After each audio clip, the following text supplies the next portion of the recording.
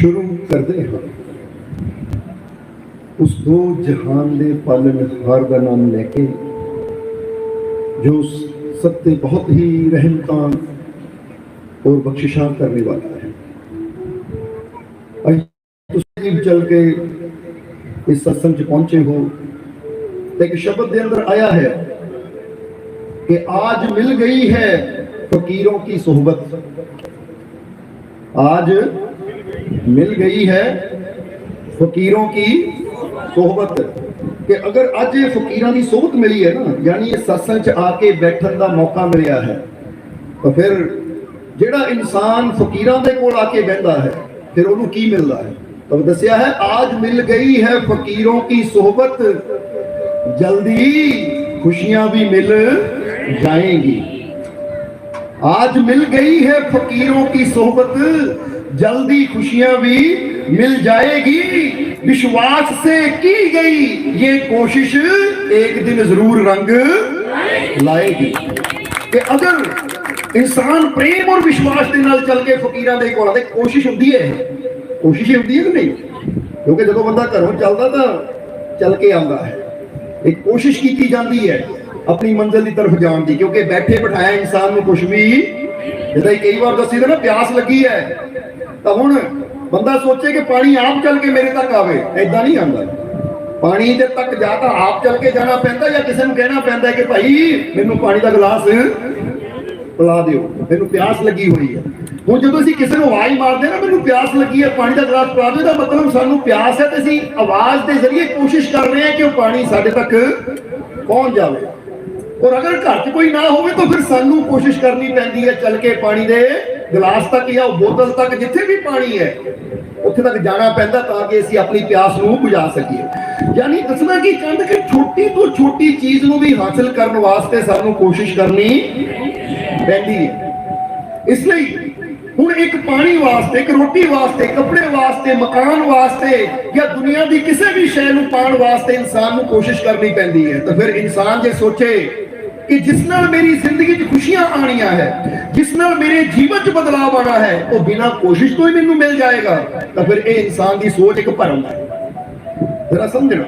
इसलिए इत्थे दसिया है कि जिस तरह तू पानी दे वास्ते, रोटी दे वास्ते, कपड़े दे वास्ते कोशिश करदा है, मेहनत करदा है, ऐ प्यारिया अगर तू जीवन को बदलना है, जीवन में खुशियां चाहिए है, तो फिर वो भी कोशिश कर जिहदे नाल तेरे जीवन च बदलाव आ सके, जिहदे नाल तेरे जीवन च खुशियां आ सकन, जिहदे नाल तेरे जीवन च आनंद आ सके। और ओहदे बारे दसिया है कि अगर जीवन च खुशी, अगर जीवन च आनंद, कामयाबी, तंदुरुस्ती चाहिए है, तो फिर ओहदी सब तो पहली कोशिश की है कि सब तो पहली कोशिश तो सानू उत्थे तक पहुंचना पैंदा है जिथे सानू ये समझाया जावे, ये सिखाया जावे कि किस तरह ऐसी उस आनंद तक पहुंच, किस तरह ऐसी अपनी कामयाबी को हासिल कर सकते हैं।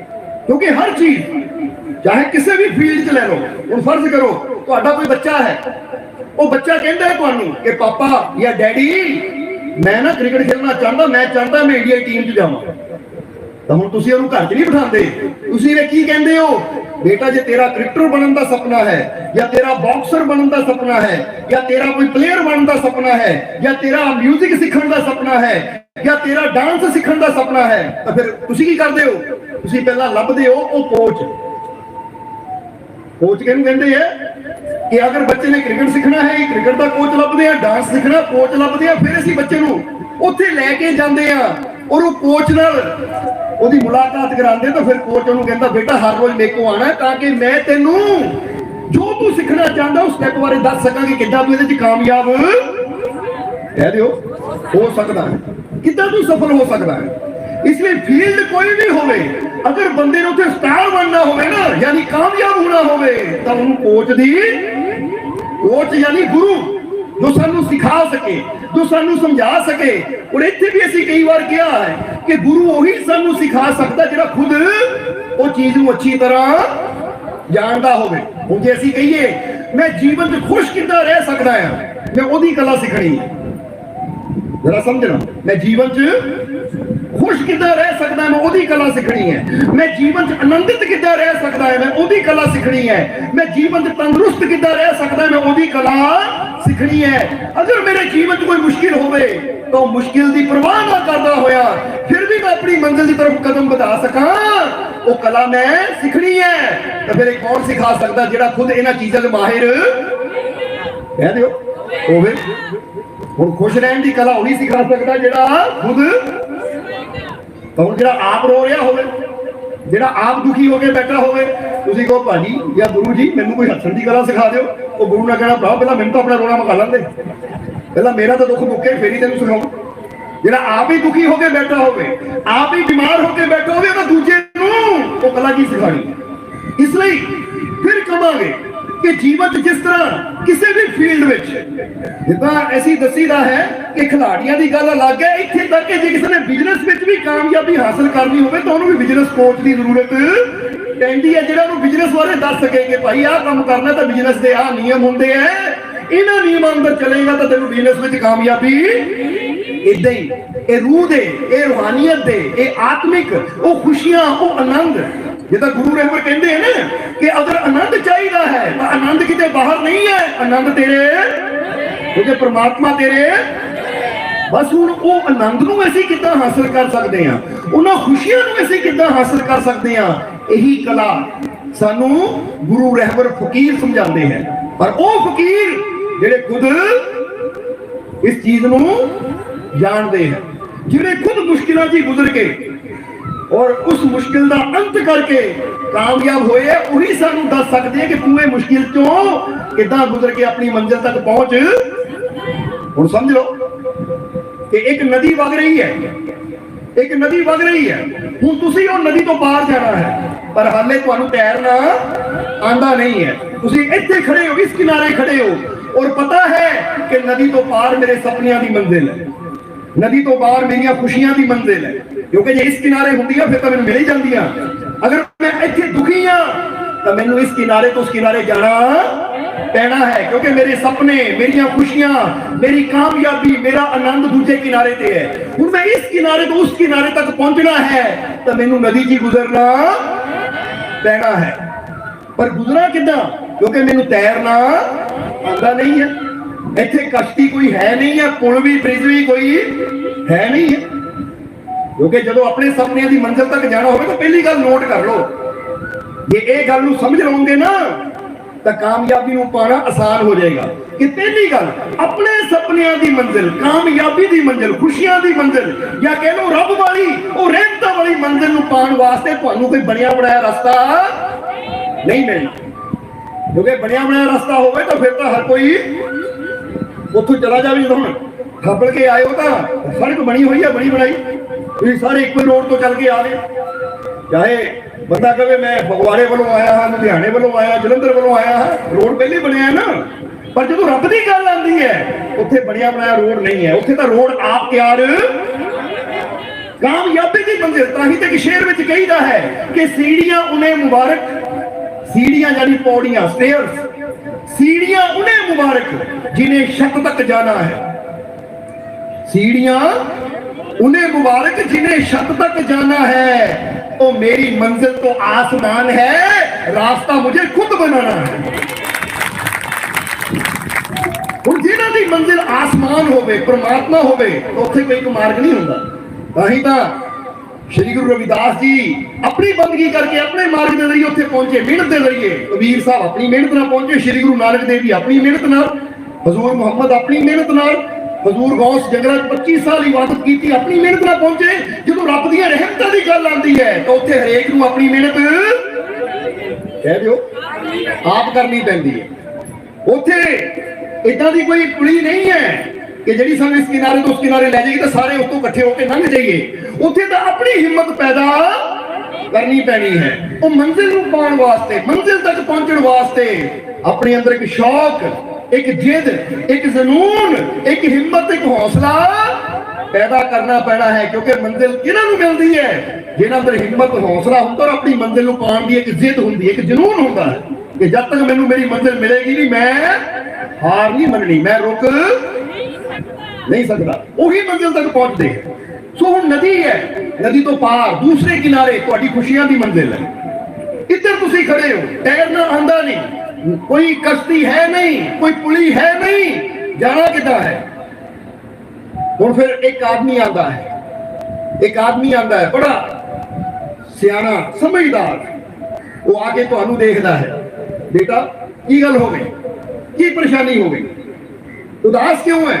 वो कहता जी मेरी सपनियां दी मंजिल उस तरफ है, मेरी कामयाबी दी मंजिल उस तरफ है, पर मैनू तैरना, नदी कितनी गहरी है, नदी च किथे मगरमच्छ है, नदी च किथे केड़ी प्रॉब्लम है, मुश्किल है, मैनू इहदे बारे पता, क्योंकि बिना नदी चुतरिया पता नहीं लग सकता कि नदी की गहराई कितनी है, इसलिए मैं परेशान है, जावां किदां।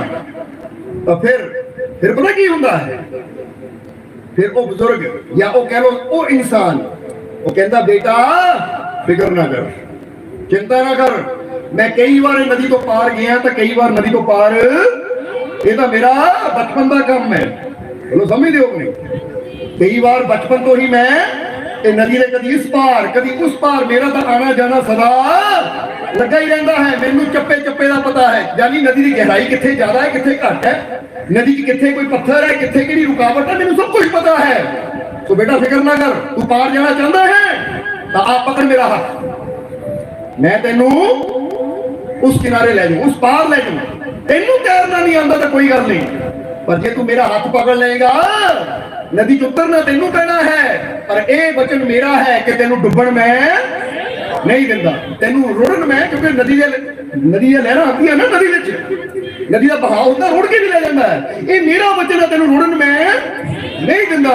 रास्ते तेनू मुश्किल आएगी भी तो मेरा हाथ ना छड्डी, अगर हाथ पकड़ के रखेगा तो हर मुश्किल तो मैं बचाता बचाता दूसरे किनारे तक लेके चला जाऊंगा, क्योंकि मेरा बचपन का ही काम है इन्हां मुश्किलों का सामना करना। ये नदी दियां जो आने वाली लहरां है, बहाव है, इसका सामना करने की आदत मेरे बचपन तो है, इसलिए कई बार मैं नदी पार की, इधरों इधर इधरों इधर, तेरे वर्गे कई नौजवानों को इस किनारे तो उस किनारे लेके गया है, बस तू हाथ पकड़ बाकी मेते छड़ दे। तो उत्थे की हुंदी है लोड़, वो नौजवान नूं लोड़ है हुण वो इंसान की गल ते विश्वास करन दी। हुण एक लै जी मैं नहीं, मैनू यकीन है नहीं तुहाडे ते, मैनू विश्वास है नहीं तुहाडे ते, जे तुसीं हाथ छड़ दिता, जे मैं रुड़ गया, जे रास्ते मगरमच्छ ने खा लिया, जे रास्ते किते बहाव तेज आया लहरां दा या नदी का बहाव तेज होया, मैं बह के चला गया तो फिर मेरी जान चली गई, फिर क्यों डर जावे, विश्वास ना करे तो फिर वो इसी किनारे खड़ा कह दियो रहेगा कि नहीं, तो जो कहे ठीक है जी मैनू यकीन है तुहाडे ते, जे तुसी कह रहे हो कि मैं कई बार नदी तो पार गया हाँ, इधर आया हाँ और कईयां नूं नदी पार कराई है, मैनू विश्वास है, तो लाओ फिर मैं तुहाडा हाथ फड़न नूं तैयार हाँ। हुण वो हाथ पकड़ लेंदा है तो ये इंसान उसनूं नाल लैके नदी च उतरना शुरू कर दिंदा है। हुण जिद्दां जिद्दां नदी च उतर रहा है, इसकी पकड़ होर मजबूत हो रही है, क्योंकि जब मुश्किल ज्यादा हो तो पकड़ मजबूत भी ज्यादा हो जाती कि नहीं। और तुम एक बच्चे को लैके अपने घर से घूम रहे हो तो फिर बच्चा नॉर्मल उंगली फड़ता है, पर जो कि बाजार जो मेले जो हो तो फिर बच्चा नहीं फड़ता, फिर बच्चे का हथ फड़ते हो, क्योंकि पता बच्चा है कि छड़ दी तो फिर इस भीड़ में गुम हो जाएगा। इसलिए आप मजबूती ना पकड़, जिन्ना रश ज्यादा होता उन्ना ही असं मजबूती ना पकड़ लेंगे हैं, क्योंकि जिथे खतरा ज्यादा उत्थे मजबूती ना पकड़ भी ज्यादा करनी पैंदी है कि नहीं। और तुसी एक पेड़ की डाल नाल लटके हुए हो, जमीन तुहाडे 2 फुट थले है, पकड़ छुट भी जाएगी फर्क नहीं पैंदा, क्योंकि 2 फुट थले भी ठप खड़ गए, पर जो थले 100 फुट गहरी खाई है, हुण तुसी फड़ियो तुहानू पकड़ पूरी मजबूती ना पकड़नी पैनी कि हाथ बेशक अच्छे हो जान, खून बेशक हत्थों में निकले, पर पकड़ छुटनी, क्योंकि जे ढिल्ली पै गई छुट गई तो फिर मैं मरना ही है, खतरा ज्यादा तो पकड़ भी। हुण जरा समझना, हुण जिद्दां जिद्दां पानी च जा रहे हैं उसकी पकड़ होर मजबूत होती जा रही है, और फिर वो अंदर उतरता चला गया, और जिस तरह वो दसते गए उदा उदा नौजवान करता गया, करते करते तेज बहाव भी आया पर पकड़ मजबूत सी, फर्क कोई नहीं पिया, गहरा पानी भी आया पकड़ मजबूत सी, फर्क कोई नहीं पिया। उन्हें हौसला रखिया, विश्वास रखिया, हाथ पैर मारदा रहा, जिदा जिदा दसते गए बुजुर्ग हाथ पैर मारता गया और फिर धीरे धीरे धीरे धीरे उस समझला किनारा जो बहुत दूर सी वो हौली हौली नेड़े आया आया आया और फिर जल्दी दोनों खुशियां के किनारे पे खड़ गए जाके जरा समझ उनकी खुशियां के किनारे तक नौजवान ने धन्यवाद किया कि शुक्रिया ये ਤੁਹਾਡਾ साथ ना होता ਤੁਹਾਡਾ सहयोग ना होता तो मैं कभी खुशियां की मंजिल तक यानी इस किनारे तक पहुंच नहीं सकता सी ਤੁਹਾਡੀ ਦਿੱਤੀ ਹਿੰਮਤ ਤੁਹਾਡਾ ਦਿੱਤਾ ਹੌਸਲਾ ਔਰ ਤੁਸੀਂ ਮੇਰੀ ਬਾਹ ਪਕੜ ਲਈ ਤਾਂ ਇਹ ਨਦੀ ਜੋ ਇੰਨੀ ਮੁਸ਼ਕਿਲ ਸੀ ਇੰਨੀ ਗਹਿਰੀ ਸੀ ਜਿਸ ਇੰਨਾ ਤੇਜ਼ ਬਹਾਵ ਸੀ ਇੱਦਾਂ ਦੇ ਖਤਰਨਾਕ ਜਾਨਵਰ ਸੀ ਪਰ ਤੁਸੀਂ ਮੈਨੂੰ ਬੜੇ ਤਰੀਕੇ ਨਾਲ ਹਰ ਮੁਸ਼ਕਿਲ ਤੋਂ ਬਚਾਉਂਦੇ ਹੋਏ ਇਸ ਕਿਨਾਰੇ ਤੱਕ ਲੈ ਆਏ ਇਹ ਇਸ ਕਿਨਾਰੇ ਤੱਕ ਆਉਣ ਦੇ ਪਿੱਛੇ ਜਿਹੜਾ ਯੋਗਦਾਨ ਹੈ ਠੀਕ ਹੈ ਮਿਹਨਤ ਮੇਰੀ ਸੀ ਪਰ ਰਹਿਮਤ ਸਾਥ ਤਾਂ ਤੁਹਾਡਾ ਸੀ ਜੇ ਤੁਸੀਂ ਸਾਥ ਨਾ ਦਿੰਦੇ ਤਾਂ ਮੈਂ ਕਦੀ ਇੱਥੇ ਤੱਕ ਪਹੁੰਚ ਨਹੀਂ ਸਕਦਾ ਸੀ बस हम समझ लो जी इस जिंदगी की कहानी भी कुछ ऐसी है कि अज तुसी जिथे खड़े हो ना जे तुहाडा कोई सपना है तुहाडी कोई मंजिल है तुसी कोई जीवन हासिल करना चाहते हो तो सब तो पहली गल याद रखो कि खुशियां की मंजिल तक पहुंचने वास्ते सानू दुखा तकलीफा परेशानियां की नदी च गुजरना पैना ही है इन्नी की हिम्मत इन्ना क साहस पैदा करना हुण इत्थे सानू जरूरत है ऐसे संत फकीर गुरु दी लोग ने जेड़ा के जानता होवे जिदा बुजुर्ग ने कहा कि मैं तो बचपन तो ही ये मुश्किल चलती गुजरता आ गया कई मुश्किल पार की कई बार नदी तो उस किनारे गया नदी तो पार गया उस किनारे और कई बार उस किनारे तो वापस इस किनारे आया और तेरे वर्गे कई नौजवानों कई इंसानों मैं उस किनारे छड़ के आया इन्हें बस जरूरत है तेनू विश्वास नाल मेरा हाथ फड़न दी और जो मैं तेनू दसूंगा वो करन दी जरूरत है तू करता चला जाएगा तो पहुंच जाएगा हुण ओदा करता गया हाथ पकड़ के रखिया तो खुशियां के किनारे तक हुण तुहानू दसांगे कहानी साडे जीवन नाल जुड़ी हुई है सारियां ने हुण ऐसे भी खुशियां दी मंजिल पाना चाहते हैं और दुखा परेशानियां मुश्किलों की नदी जो गुजरना सानू पैना है इंसान सोचे कि जीवन च मुश्किल बहुत बढ़िया है जीवन च परेशानियां बहुत बढ़िया है ये नदी का कोई पता नहीं कितों गहरी है कितना का बहा है और तुहानू भी डर लगता है आज जैसे भी कहांगे तुहानू चिंता करने की लोड़ नहीं आगे तुहाडा साथ देने से उन्हें कहा सी ना फकीर ने वो बचपन तो मेरा काम यह है तो साडा ही 12 साल की उम्र तो काम ही यह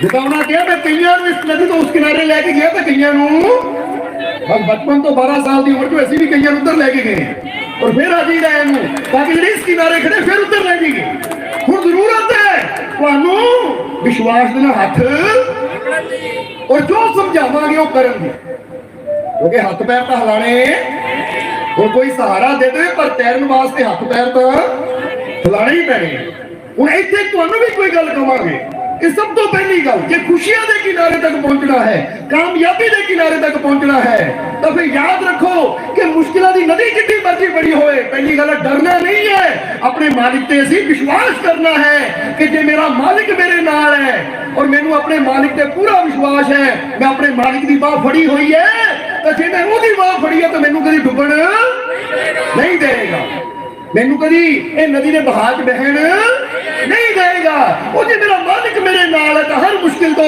मैनू बचांदा होया मैनू खुशियां के किनारे तक जरूर लैके क्योंकि मैनू अपने मालिक ते पूरा मैनू अपने मालिक ते पूरा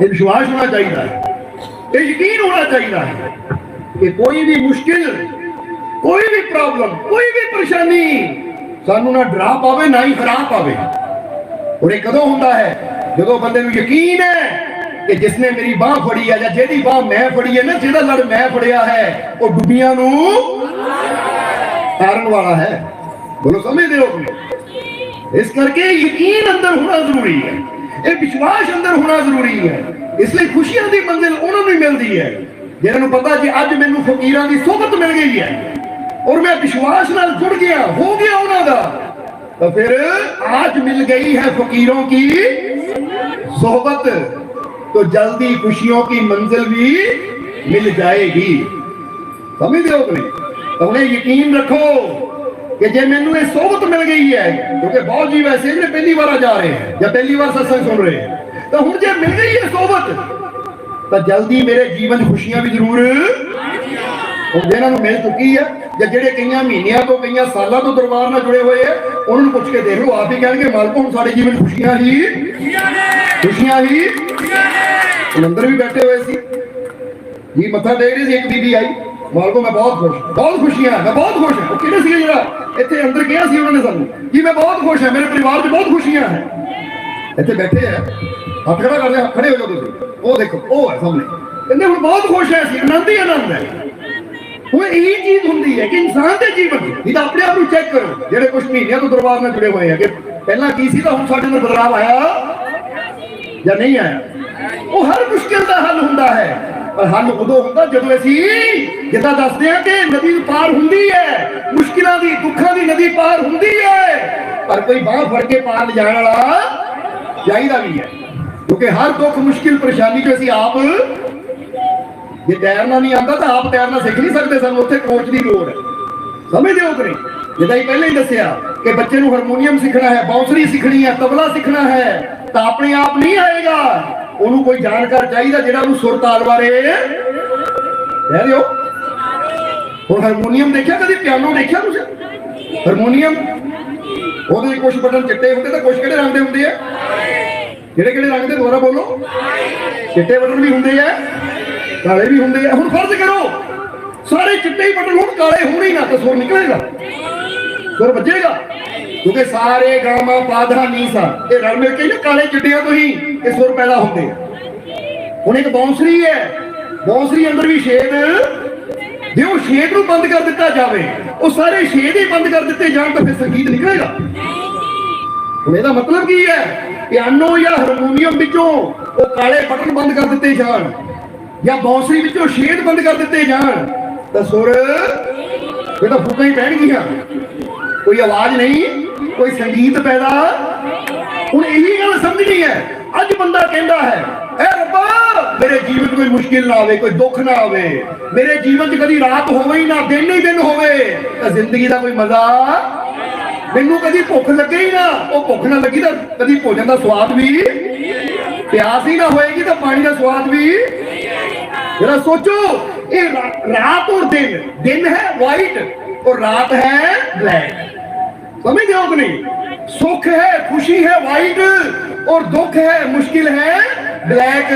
ਹੁਣ ਇਹ ਬਲੈਕ ਔਰ ਵਾਈਟ ਦੇ ਕੰਬੀਨੇਸ਼ਨ ਨਾਲ ਹੀ ਜ਼ਿੰਦਗੀ 'ਚੋਂ ਸੁਰ ਸੰਗੀਤ ਪੈਦਾ ਹੁੰਦਾ ਹੈ। ਜੇ ਇੱਕ ਵੀ ਚੀਜ਼ ਨੂੰ ਹਟਾ ਦਿੱਤਾ ਜਾਵੇ, ਬੰਦ ਕਰ ਦਿੱਤਾ ਜਾਵੇ, ਤਾਂ ਜ਼ਿੰਦਗੀ 'ਚੋਂ ਸੁਰ ਸੰਗੀਤ ਖੁਸ਼ੀਆਂ ਦਾ ਨਿਕਲਣਾ ਹੀ ਬੰਦ ਹੋ ਜਾਏਗਾ। ਅਸੀਂ ਕਦੀ ਜੀਵਨ ਦਾ ਆਨੰਦ ਫਿਰ ਲੈ ਹੀ ਨਹੀਂ ਪਾਵਾਂਗੇ।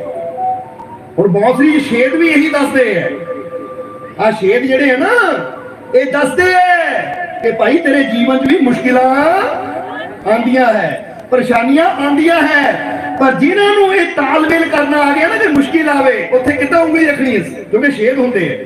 ਉਹ ਜਿਨ੍ਹਾਂ ਨੂੰ ਕਦੋਂ ਰੱਖਣੀ ਹੈ, ਕਦੋਂ ਉਠਾਣੀ ਹੈ, ਕਿੱਦਾਂ ਕਰਨਾ ਹੈ। ਤੇ ਇੱਕ ਸਧਾਰਨ ਜਿਹਾ ਬਾਂਸ ਦਾ ਟੁਕੜਾ ਵੀ ਜਦੋਂ ਉਹ ਬਾਂਸੁਰੀ ਨੂੰ ਵਜਾਉਣ ਦੀ ਕਲਾ ਆ ਜਾਂਦੀ ਹੈ ਤਾਂ ਇੰਨਾ ਮਨਮੋਹਣੀ ਸੰਗੀਤ ਪੈਦਾ ਹੋ ਜਾਂਦਾ ਹੈ ਕਿ ਦੁਨੀਆ ਦੇਖ ਕੇ ਹੈਰਾਨ ਰਹਿ ਜਾਂਦੀ ਹੈ। ਇਹ ਜ਼ਿੰਦਗੀ ਹੈ। ਹੁਣ ਇੱਥੇ ਬੰਦਾ ਸੋਚੇ ਮੇਰੇ ਜੀਵਨ ਵਿੱਚ ਮੁਸ਼ਕਿਲ ਆਵੇ ਹੀ ਨਾ, ਤਾਂ ਫਿਰ ਅਸੀਂ ਕੀ ਕਰ ਰਹੇ ਸੀ? ਜ਼ਿੰਦਗੀ ਵੀ ਖਤਮ ਕਰ ਰਹੇ ਹਾਂ। ਜਿੱਦਾਂ ਬਾਂਸੁਰੀ ਦੇ ਸਾਰੇ ਛੇਦ ਹੀ ਬੰਦ ਹੋ ਜਾਣੇ, ਜੇ ਸੇਧ ਹੋਵੇ ਹੀ ਨਾ, ਅਸੀਂ ਸਾਰਾ ਸੰਗੀਤ ਹੀ ਖਤਮ ਕਰ ਰਹੇ ਹਾਂ। ਹਾਰਮੋਨੀਅਮ ਵਿੱਚ ਕਾਲੇ ਬਟਨ ਹੋਣ ਹੀ ਨਾ, ਅਸੀਂ ਸਾਰੇ ਸੁਰ ਹੀ ਵਿਗਾੜ ਰਹੇ ਹਾਂ। ਹੁਣ ਸਮਝਦਾਰ ਕਿਹੜਾ ਹੈ? ਜਿਹਨੂੰ ਪਤਾ ਹੋਵੇ ਕਿ ਕਦੋਂ ਕਾਲੇ ਤੇ ਉਂਗਲੀ ਰੱਖਣੀ ਹੈ ਤੇ ਕਦੋਂ ਸਫੇਦ ਤੇ, ਕਿੱਦਾਂ ਪਿੱਛੋਂ ਹਵਾ ਭਰਨੀ ਹੈ। ਹੁਣ ਹਵਾ ਤਾਂ ਭਰ ਰਹੀ ਹੈ ਕਿ ਨਹੀਂ? ਸਾਡੇ 'ਚ ਇਹ ਹਵਾ ਹੀ ਹੈ, ਭਰ ਰਹੀ ਹੈ ਕਿ ਨਹੀਂ? ਹੁਣ ਹਵਾ ਤਾਂ ਕੁਦਰਤ ਭਰ ਰਹੀ ਹੈ, ਕਿਉਂਕਿ ਸਾਡੇ ਤੇ ਨਹੀਂ ਛੱਡੀ ਹੋਈ। ਪਤਾ ਕਿ ਜੇ ਬੰਦੇ ਤੇ ਛੱਡ ਦੋ ਤਾਂ ਬੰਦਾ ਤਾਂ ਜਿੰਨਾ ਨਾ ਸਮਝ ਹੈ, ਮੋਬਾਈਲ ਦੇਖਣ ਲੱਗਾ ਸਾਹ ਲੈਣੇ ਭੁੱਲ ਜਾਵੇ ਤਾਂ ਮਰ ਜਾਵੇ। ਉਹ ਮੈਂ ਤਾਂ ਮੈਸੇਜ ਪੜ੍ਹਨ ਵਿੱਚ ਇੰਨਾ ਬਿਜ਼ੀ ਹੋ ਗਿਆ, ਸਾਹ ਲੈਣੇ ਭੁੱਲ ਗਿਆ। ਜਦੋਂ ਮੈਂ ਰੋਟੀ ਖਾਣੀ ਭੁੱਲ ਗਿਆ ਤੇਰੇ ਮੈਸੇਜ ਦੇਖ ਕੇ, ਸਮਝੋ ਉਹ ਕੰਮ ਕਰਨਾ ਭੁੱਲ ਗਿਆ ਤੇਰੇ ਮੈਸੇਜ ਦੇਖ ਕੇ। ਸ਼ੁਕਰ ਹੈ ਰੱਬਾ ਇਹ ਦਿਲ ਧੜਕਾਣਾ ਤੇਰੇ ਹੱਥ 'ਚ ਹੈ, ਇਹ ਸਾਹ ਲੈਣਾ ਤੇਰੇ ਹੱਥ 'ਚ ਹੈ, ਆ ਗੁਰਦਿਆਂ ਦਾ ਕੰਮ ਕਰਨਾ ਤੇਰੇ ਹੱਥ 'ਚ ਹੈ। ਕਿਤੇ ਬੰਦੇ ਦੇ ਹੱਥ 'ਚ ਹੁੰਦਾ ਤਾਂ ਬੰਦਾ ਤਾਂ 5 ਮਿੰਟ ਬਾਅਦ ਹੀ ਮਰਿਆ ਪਿਆ। ਉਧਰੋਂ ਆ ਗਿਆ ਕਿਸੇ ਦਾ ਮੈਸੇਜ, ਆ ਗਏ ਜਾਨੂ ਅਫਲਾਨੀ ਅਫਲਾਨਾ, ਉਹ ਕਹਿੰਦਾ ਭੁੱਲ ਗਿਆ ਮੈਂ ਰੋਟੀ ਖਾਣਾ, ਛੱਡ ਗਿਆ ਮੈਂ ਇਹ दिल धड़कना भुल गया, साह लेना भुल गया।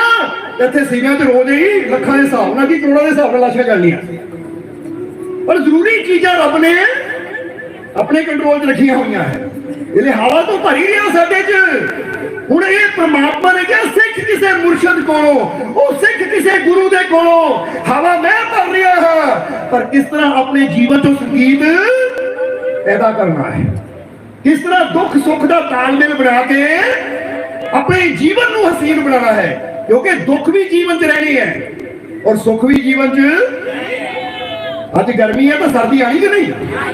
हुण ये तो है नहीं कि आज जून का महीना चल रहा, जुलाई का महीना तो गर्मी है, तो हुण अगे भी अक्तूबर आ गया, सितंबर आ गया, अक्तूबर नवंबर दिसंबर गर्मी रहनी है। नहीं, हुण जिहनूं समझदार हुंदा है ना, वो गर्मी च भी आनंद लैंदा है, सर्दी का भी आनंद लेता है, वो बरसात का भी आनंद लेता है, पतझड़ का भी, क्योंकि उन्होंने जिंदगी दे संगीत को बजाने की कला है। एक बंदा कहे रब्बा गर्मी कभी आवे ही ना, हिम्मत कर दे कि कभी गर्मी आवे ही ना, तो दसो किहड़ी गल कह रहे हैं? रब्बा मेरे जीवन दुख कदी, रब्बा मेरे जीवन मुश्किल कदी, रब्बा मेरे जीवन बुखार कदी।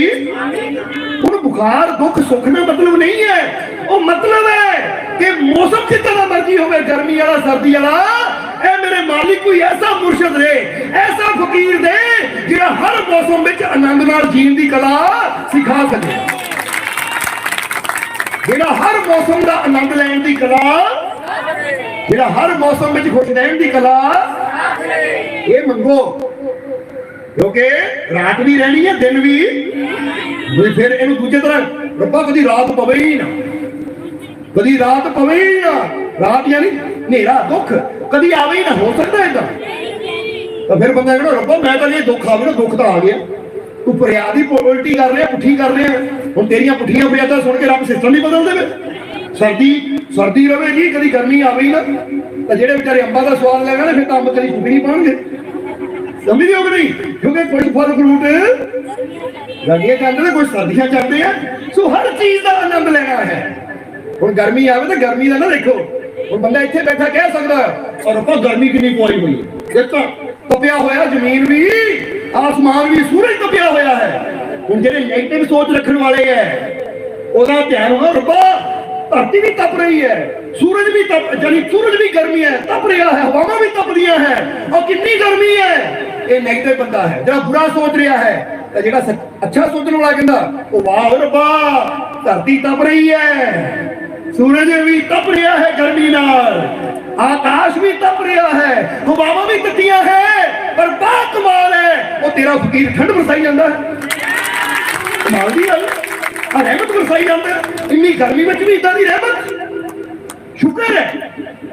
क्योंकि गर्मी की अंब का स्वाद, उन्हें गर्मी है ना, देखो ये देखो कि असं रहमत का स्वाद लेना है। हुण जिन्हां दा ध्यान पॉजिटिव वाल, पॉजिटिविटी वाल होवे ना, वो तो हर हालत में रब दा शुक्र करते, समझ दोगे? वो कभी शिकायत नहीं करते, कभी शिकवे नहीं करते, वो तो हर हालत में कहते शुक्र है मेरे मालिक का जिसने जिंदगी दी, जीवन च दिन भी देखने का मौका मिले तो रात भी। हुण फर्ज करो इत्थे एक होर पॉइंट आ गया कि तुसी को रब्बा कदी रात होवे ही ना, सदा दिन ही रवे, हो सकता है उधर रात होने वाली होवे तो तुहाडी टाइम, क्योंकि तुसी रब कोलों मंगिया सी कि रात कदी, तो रब ने कहना लै फिर हुण तेरी जिंदगी कदी रात होनी नहीं, तैनूं मार ही दिंदे, क्योंकि जिहड़ा मर गया ਉਹਦੇ वास्ते ना दिन है ना रात है। हुण जे बंदा कहे रब्बा कदी सर्दी आवे ही ना, तो वेखी होना है जिन्ना चਿਰ गर्मियां चल रही है जिंदगी चलती रहनी है, जिद्दे सर्दी शुरू होनी रब ने चल तू क्या सी कदी आवे ना, लै हुण तैनूं जीना ही नहीं छड्डना ताकि तेरे वास्ते कदी वो इदां दी दुआवां ना करो। हुण कई दुआवां करदे हैं रब्बा मैनूं इदां दी औलाद दे जिहड़ी मेरी सेवा करने वाली होवे, चलो माफी मंगो, इदां दी बेनती ना करो, क्योंकि सेवा किहने दी कीती जांदी है, ਜਿਹੜੇ ਅਪਾਹਿਜ ਹੋ ਕੇ ਬਿਮਾਰ ਹੋ ਕੇ ਮੰਜੇ ਤੇ ਪੈ ਜਾਂਦੇ ਐ, ਲੋੜ ਉਹਨਾਂ ਨੂੰ ਸੇਵਾ ਦੀ ਪੈਂਦੀ ਹੈ। ਸੋ ਮੰਗੋ ਰੱਬਾ ਔਲਾਦ ਦੇ ਨੇਕ ਹੋਵੇ, ਅੱਛੀ ਹੋਵੇ, ਨੇਕ ਰਸਤੇ ਤੇ ਚੱਲਣ ਵਾਲੀ ਹੋਵੇ, ਪਰ ਮੈਨੂੰ ਇੰਨੀ ਤੰਦਰੁਸਤੀ ਦੇ ਕਿ 100 ਸਾਲ ਵੀ ਜੀਵਾਂ ਤਾਂ ਆਪਣੇ ਹੱਥਾਂ ਪੈਰਾਂ ਨਾਲ ਕੰਮ ਕਰਾਂ, ਮਿਹਨਤ ਕਰਾਂ, ਤੰਦਰੁਸਤੀ ਦੀ ਜ਼ਿੰਦਗੀ ਜੀਵਾਂ। ਸੇਵਾ ਕਿਉਂ ਕਰਾਵਾਂ ਕਿਸੇ ਦੀ, ਕਿਉਂ ਬਿਮਾਰ ਹੋ ਕੇ ਬੈਠਾ, ਕਿਉਂਕਿ ਜੋ ਤੁਸੀਂ ਮੰਗਣਾ ਤੁਹਾਨੂੰ ਮਿਲਣਾ। ਇੱਕ ਬੀਬੀ ਆਂਦੀ ਹੁੰਦੀ ਸੀ ਮੰਨ ਲਓ ਔਲਾਦ ਸੇਵਾ ਕਰਨ ਵਾਲੀ ਹੋਵੇ, यही दसना ना मंगे अगर भाई ਹੁਣ ਅਧਰੰਗ ਦਾ ਹੋਇਆ ਹੈ, ਲੇਟੀ ਹੋਈ ਹੈ, ਪਾਣੀ ਔਲਾਦ ਪਿਲਾ ਰਹੀ ਹੈ, ਸਭ ਕੁਝ ਔਲਾਦ ਕਰ ਰਹੀ ਹੈ, ਹੁਣ ਚੰਗੀ ਜ਼ਿੰਦਗੀ ਹੈ। ਇਸ ਕਰਕੇ ਕਹਿੰਦੀ ਇਦਾਂ ਦੀ ਨਾ ਮੰਗੋ ਔਲਾਦ ਸੇਵਾ ਕਰਨ ਵਾਲੀ ਹੋਵੇ, ਇਹ ਗਲਤ ਫਰਿਆਦਾ ਹੈ। ਇਦਾਂ ਦੀ ਜ਼ਿੰਦਗੀ ਦੇ ਵਿੱਚ ਦੁੱਖ ਹੋਣ, ਇਹ ਗਲਤ ਫਰਿਆਦਾ ਹੈ। ਫਰਿਆਦ ਕੀ ਕਰਨੀ, ਇਦਾਂ ਨਾ ਕਹੋ ਕਿ ਜ਼ਿੰਦਗੀ 'ਚ ਕਦੀ ਮੁਸ਼ਕਿਲ ਆਵੇ ਨਾ, ਕਿਉਂਕਿ ਮੁਸ਼ਕਿਲ ਕਿਹਨਾਂ ਦੇ ਜੀਵਨ 'ਚ ਨਹੀਂ ਆਉਂਦੀ। ਜਿਹੜੇ ਘਰ ਬੈਠੇ ਰਹਿੰਦੇ ਹੈ ਉਹਨਾਂ ਨੂੰ ਮੁਸ਼ਕਿਲਾਂ ਦਾ ਸਾਹਮਣਾ ਘੱਟ ਕਰਨਾ ਪੈਂਦਾ ਹੈ, ਪਰ ਘਰ ਬੈਠਣ ਨਾਲ ਅਸੀਂ ਕਦੀ ਆਪਣੇ ਸੁਪਨੇ ਪੂਰੇ। ਇੱਕ ਬੀਜ ਨੂੰ ਤੁਸੀਂ ਘਰ ਦੀ ਡੱਬੀ 'ਚ ਬੰਦ ਕਰਕੇ ਰੱਖਦੇ ਹੋ ਤਾਂ ਬੀਜ ਸੜ ਜਾਏਗਾ, ਖਤਮ ਹੋ ਜਾਏਗਾ, ਪਰ ਬ੍ਰਿਕਸ਼ ਕਦੋਂ ਬਣੇਗਾ? ਜਦੋਂ ਉਹਨੂੰ ਖਤਰਿਆਂ ਦਾ ਸਾਹਮਣਾ ਕਰਨਾ, ਜਦੋਂ ਜ਼ਮੀਨ 'ਚ ਜਾਏਗਾ ਉੱਥੇ ਟੁੱਟਣਾ ਵੀ ਪੈਣਾ ਹੈ, ਉੱਥੇ ਮਿੱਟੀ ਨਾਲ ਲੜਨਾ ਵੀ ਪੈਣਾ ਹੈ, ਉੱਥੇ ਹਨੇਰੀਆਂ ਵੀ ਚੱਲਣੀਆਂ ਪੈਣੀਆਂ ਹੈ, ਤੂਫਾਨਾਂ ਦਾ ਸਾਹਮਣਾ ਵੀ ਕਰਨਾ ਪੈਣਾ ਹੈ। ਪਰ ਜਿੰਨਾ ਉਹ ਮੁਸ਼ਕਿਲਾਂ ਦਾ ਸਾਹਮਣਾ ਕਰੇਗਾ ਉਨੀਆਂ ਜੜ੍ਹਾਂ ਵੀ ਉਮੀਦਯੋਗ ਨਹੀਂ। ਜਿੱਦਾਂ ਕਿ ਦਾਦੇ ਪੋਤੇ ਦੀ ਕਹਾਣੀ ਯਾਦ ਆ ਗਈ ਸਾਨੂੰ। ਇੱਕ ਵਾਰ ਇੱਕ ਪੋਤਾ ਸ਼ਹਿਰੋਂ ਆਇਆ, ਕਿਉਂਕਿ ਉਹਦੇ ਮਾਤਾ ਪਿਤਾ ਸ਼ਹਿਰ ਜੌਬ ਕਰਦੇ ਸੀ ਤਾਂ ਬੱਚਾ ਉਹਨਾਂ ਨਾਲ ਰਹਿੰਦਾ ਸੀ, ਤੇ ਜਿਹੜਾ ਦਾਦਾ ਸੀ ਉਹ ਪਿੰਡ 'ਚ ਰਹਿੰਦਾ ਸੀ। ਜਿੱਦਾਂ ਹੁਣ ਸਮਝ ਲਓ ਕੋਈ ਪਿੰਡ 'ਚ ਹੋਵੇ ਤਾਂ ਜੌਬ ਲੱਗੀ ਹੋਵੇ ਦਿੱਲੀ ਜਾਂ ਬੰਬੇ ਵਰਗੇ ਵੱਡੇ ਸ਼ਹਿਰ। ਹੁਣ ਜਦੋਂ ਛੁੱਟੀ ਮਿਲੀ ਸਾਲ ਬਾਅਦ ਉਹਨਾਂ ਨੂੰ, ਗਰਮੀਆਂ ਦੀਆਂ ਛੁੱਟੀਆਂ ਬੱਚਿਆਂ ਨੂੰ, ਤਾਂ ਬੱਚਾ ਗਾँव ਆਉਂਦਾ ਆਪਣੇ ਦਾਦਾ ਜੀ ਕੋਲ। ਤਾਂ ਦਾਦਾ ਜੀ ਕੋਲ ਜਦੋਂ ਆਉਂਦਾ ਹੈ ਆ ਕੇ ਦਾਦਾ ਜੀ ਨੂੰ ਪੁੱਛਦਾ ਹੈ, ਕਹਿੰਦਾ ਦਾਦਾ ਜੀ ਜੀਵਨ 'ਚ ਮੈਂ ਸਟਰੋਂਗ ਕਿੱਦਾਂ ਹੋ ਸਕਦਾ? ਕਿਉਂਕਿ ਦੇਖਿਆ ਦਾਦਾ ਬੜਾ ਸਟਰੋਂਗ ਹੈ, ਦਾਦਾ ਦੰਡ ਬੈਠਕਾਂ ਮਾਰਦਾ ਹੈ। ਕਿਉਂਕਿ ਜਿਹਨਾਂ ਆਪਣੇ ਜੀਵਨ ਦੀ ਆਦਤ ਬਣਾ ਲਈ ਹੋਵੇ ਨਾ ਕਸਰਤ ਕਰਨ ਦੀ, ਅਭਿਆਸ ਕਰਨ ਦੀ, ਉਹ ਫਿਰ ਉਮਰ ਜਿੰਨੀ ਮਰਜ਼ੀ ਹੋ ਜਾਵੇ, ਜਿਹਨੂੰ ਸੈਰ ਕਰਨ ਦੀ ਆਦਤ ਨਾ ਸੈਰ, ਇਸ ਦੇ ਫਿੱਟ ਵੀ ਉਹੀ ਰਹਿੰਦਾ ਹੈ। ਉਹ ਦਾਦੇ ਨੂੰ ਦੇਖਿਆ ਸਵੇਰੇ ਸਵੇਰੇ ਕਿ ਦਾਦਾ ਉੱਠ ਕੇ ਦੰਡ ਬੈਠਕਾਂ ਮਾਰ ਰਿਹਾ ਹੈ। ਉਹ ਲੜਕੇ ਨੇ ਦੇਖਿਆ ਕਿ ਮੇਰਾ ਡੈਡੀ ਜਾਂ ਮੰਮੀ ਤਾਂ ਸਵੇਰੇ ਉੱਠਦੇ ਆ, ਦੌੜ ਕੇ ਬ੍ਰੇਕਫਾਸਟ ਕਰਦੇ ਆ, ਬੈਗ ਚੱਕਦੇ ਆਫਿਸ ਚਲੇ ਜਾਂਦੇ ਆ, ਕਦੀ ਉਹਨਾਂ ਨੂੰ ਦੇਖਿਆ ਨਹੀਂ ਐਕਸਰਸਾਈਜ਼ ਕਰਦੇ ਆ, ਕਸਰਤ ਕਰਦੇ ਆ। ਪਰ ਦਾਦਾ ਜੀ ਦੀ ਬਾਡੀ ਯਾਨੀ ਸਰੀਰ ਬੜਾ ਮਜ਼ਬੂਤ ਹੈ। ਪੁੱਛਿਆ ਦਾਦਾ ਜੀ ਮੈਂ ਮਜ਼ਬੂਤ ਕਿੱਦਾਂ ਹੋ ਸਕਦਾ, ਮੈਂ ਸਟਰੋਂਗ ਕਿੱਦਾਂ ਹੋ ਸਕਦਾ? ਤਾਂ ਦਾਦੇ ਨੇ ਨੂੰ ਸਮਝਾਉਣ ਵਾਸਤੇ ਨਾ ਦਾਦਾ ਕਹਿੰਦਾ ਚੱਲ ਬੇਟਾ, ਕਿਉਂਕਿ ਬੱਚੇ ਨੇ ਰਹਿਣਾ ਸੀ ਮਹੀਨਾ, ਛੁੱਟੀਆਂ ਸੀ ਗਰਮੀ ਦੀ, ਅੱਜ ਕੱਲ੍ਹ ਛੁੱਟੀਆਂ ਚੱਲ ਰਹੀਆਂ ਬੱਚਿਆਂ ਦੀਆਂ। ਹੁਣ ਦਾਦਾ ਉਹਨੂੰ ਲੈ ਕੇ ਨਰਸਰੀ ਕੋਲ ਚਲਾ ਗਿਆ। ਕੋਲ ਹੀ ਨਰਸਰੀ ਸੀ, ਉਹਨੇ 2 ਪੌਦੇ ਖਰੀਦੇ ਇੱਕੋ ਹੀ ਨਸਲ ਦੇ, 2 ਛੋਟੇ ਪੌਦੇ ਨੇ। ਉਹ ਦੋਨਾਂ ਪੌਦਿਆਂ ਨੂੰ ਲੈ ਕੇ ਘਰ ਆ ਗਿਆ। ਹੁਣ ਉਹਨੇ ਕੀ ਕੀਤਾ, ਇੱਕ ਪੌਦੇ ਨੂੰ ਗਮਲੇ ਚ ਲਾਇਆ ਔਰ ਗਮਲੇ ਨੂੰ ਚੱਕ ਕੇ ਘਰ ਦੇ ਅੰਦਰ ਰੱਖ ਲਿਆ, ਔਰ ਦੂਜਾ ਪੌਦਾ ਉਹਨੇ ਆਪਣੇ ਘਰ ਦੇ ਪਿੱਛੇ ਆਂਗਨ ਸੀ, ਜ਼ਮੀਨ ਸੀ ਦਾਦੇ ਦੀ, ਉਹ ਜ਼ਮੀਨ ਵਿੱਚ ਟੋਆ ਪੁੱਟ ਕੇ ਲਾ ਦਿੱਤਾ। ਉਹਨੇ ਬੇਟੇ ਨੂੰ ਸਵਾਲ ਪੁੱਛਿਆ ਪੋਤੇ ਨੂੰ ਕਿ ਬੇਟਾ ਦੱਸ, ਇੱਕ ਪੌਦਾ ਮੈਂ ਗਮਲੇ ਚ ਲਾ ਕੇ ਅੰਦਰ ਰੱਖਿਆ ਹੈ ਔਰ ਦੂਜਾ ਪੌਦਾ ਮੈਂ ਪਿੱਛੇ ਜੰਗਲ, ਯਾਨੀ ਪਿੱਛੇ ਜੰਗਲ ਹੀ ਸੀ, ਯਾਨੀ ਉਜਾੜ ਸੀ ਪਿਛਲਾ ਪਾਸਾ, ਜਿੱਦਾਂ ਆਪਾਂ ਦੇਖਦੇ ਪਿਛਲੇ ਪਾਸੇ ਫਸਲ ਹੈ, ਘਾਸ ਫੂਸ ਹੈ, ਏਦਾਂ। ਉਹ ਕਹਿੰਦਾ ਬੇਟਾ ਦੱਸ, ਇੱਕ ਪੌਦਾ ਮੈਂ ਇੱਥੇ ਲਾਇਆ ਪਿੱਛੇ ਔਰ ਇੱਕ ਮੈਂ ਗਮਲੇ ਚ ਲਾਇਆ ਹੈ, ਹੁਣ ਤੇਰੇ ਹਿਸਾਬ ਨਾਲ ਕਿਹੜਾ ਪੌਦਾ ਵਧੇਗਾ ਫੁੱਲੇਗਾ, ਕਿਹੜਾ ਪੌਦਾ ਸਟਰੋਂਗ ਬਣੇਗਾ? ਤਾਂ ਪੋਤੇ ਨੇ ਕਿਹਾ ਦਾਦਾ ਜੀ ਆ ਜਿਹੜਾ ਗਮਲੇ 'ਚ ਹੈ ਇਹ ਘਰ 'ਚ ਹੈ, ਇਹ ਸੁਰੱਖਿਅਤ ਹੈ। ਇਹ ਕੀ ਹੈ? ਸੁਰੱਖਿਅਤ ਹੈ, ਇਹ ਜ਼ਿਆਦਾ ਵਧੇਗਾ ਫੁੱਲੇਗਾ। ਔਰ ਜਿਹੜਾ ਪਿੱਛੇ ਉਹ ਤਾਂ ਜੰਗਲੀ ਹੈ, ਕੋਈ ਜਾਨਵਰ ਵੀ ਖਾ ਸਕਦਾ ਹੈ। ਹਨੇਰੀ ਆਈ, ਮੀਂਹ ਆਇਆ, ਉਹਨੂੰ ਕੋਈ ਬਚਾਉਣ ਵਾਲਾ ਹੈ ਨਹੀਂ। ਦਾਦਾ ਹੱਸਿਆ, ਕਹਿੰਦਾ ਠੀਕ ਹੈ ਬੇਟਾ, ਹੁਣ ਇਹ ਦੋਨੇ ਪੌਦੇ ਇੱਥੇ ਰਹਿਣਗੇ, ਤੂੰ ਅਗਲੇ ਸਾਲ ਆਈ ਫਿਰ ਦੇਖੀ, ਕਿਉਂਕਿ ਪੌਦੇ ਨੂੰ ਵਧਣ ਵਾਸਤੇ ਥੋੜਾ ਸਮਾਂ। ਕਹਿੰਦੇ ਪੌਦਾ ਚਲਾ ਗਿਆ ਜਦੋਂ ਛੁੱਟੀਆਂ ਖਤਮ ਹੋਈਆਂ, ਅਗਲੇ ਸਾਲ ਜਦੋਂ ਆਇਆ ਤਾਂ ਬੱਚੇ ਨੂੰ ਯਾਦ ਸੀ ਕਿ 2 ਪੌਦੇ ਗਮਲੇ ਚ ਲਾਇਆ ਸੀ ਕਿ ਦਾਦਾ ਜੀ ਨੇ ਪਿੱਛੇ ਲਾਇਆ ਸੀ, ਉਹ ਦੇਖਣੇ ਆ ਜਾ ਕੇ। ਹੁਣ ਸਾਲ ਬਾਅਦ ਜਦੋਂ ਬੱਚਾ ਛੁੱਟੀ ਆਇਆ ਤਾਂ ਦਾਦਾ ਜੀ ਨੂੰ ਆਂਦੇ ਪੁੱਛਦਾ, ਦਾਦਾ ਜੀ ਉਹ ਪੌਦਿਆਂ ਦਾ ਕੀ ਬਣਿਆ? ਤਾਂ ਦਾਦੇ ਨੇ ਨਾ ਗਮਲੇ ਜਿਹੜਾ ਪੌਦਾ ਅੰਦਰ ਸੀ, ਕਹਿੰਦੇ ਬੇਟਾ ਦੇਖ ਇੱਕ ਆਇਆ, ਉਹ ਪੌਦਾ ਦੇਖਿਆ ਇੰਨਾ ਕੁ ਲਾਇਆ ਸੀ, ਅੱਜ ਉਹ ਐਡਾ ਹੋ ਗਿਆ, ਯਾਨੀ ਐਡਾ।